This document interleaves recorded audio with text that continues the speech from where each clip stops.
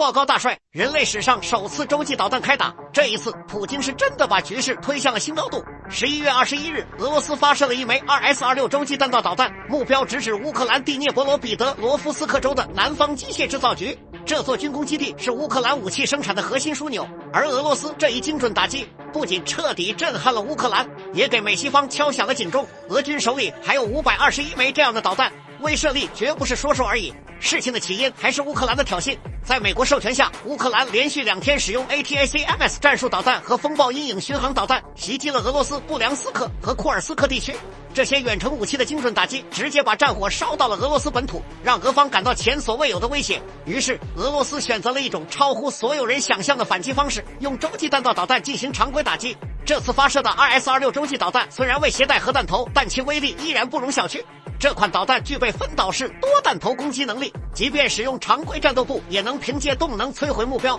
而它载入大气层时的速度高达20倍音速，几乎无法拦截。南方机械制造局作为乌克兰的重要军工基地，被这枚导弹精准命中后，其生产能力受到重创。俄罗斯用这样一记重拳告诉乌克兰和美西方，俄军不仅能打，还能以你无法想象的方式打。这次行动的背后更是一场政治和军事的高超博弈。对乌克兰而言，这是一次前所未有的警告，西方提供的远程武器如果继续用来袭击俄本土，乌克兰将面临更大的惩罚。而对美西方，这更像是一封最后通牒。虽然这次没有核弹头，但导弹本身的战略性质已经表明，俄罗斯并不排除核升级的可能。对于北约国家来说，这显然是一次心理压力的极限测试。值得注意的是，俄罗斯这次使用洲际导弹并不是毫无克制，尽管这种导弹本身具备携带核弹头的能力，但普京选择使用常规战斗部，意图非常明显，用一种非核方式展示战略威慑，既发出了强烈信号，又避免直接触发核战争的风险。换句话说，这是一次用剑指猴的示警，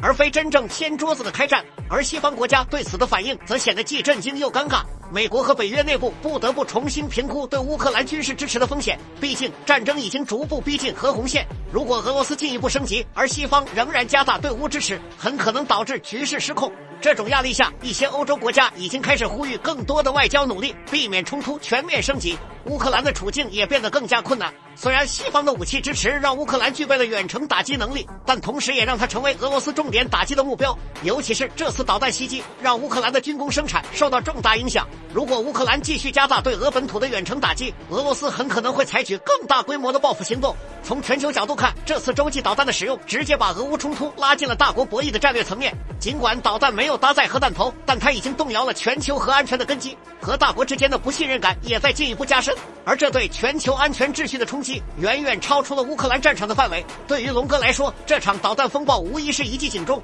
俄罗斯通过常规武器实现核威慑，这种灵活的战略模式值得深思。而全球局势的持续动荡也再次凸显了中国推动和平解决问题的重要性。在国际舞台上，龙哥的声音可能会变得更加重要，呼吁克制，推动和谈，为防止更大危机的爆发争取空间。总的来说，这次洲际导弹的实战使用标志着俄乌冲突进入了一个全新的阶段。普京通过这枚导弹展示的不仅是军事实力，还有战略决心。而美西方在面对这一威胁时，是继续升级冲突，还是重新评估风险，还需要时间去验证。唯一可以肯定的是，俄军手中的521枚导弹已经成为横亘在全球核秩序上的一把锋利的双刃剑。关猴哥一波，猴哥继续去探。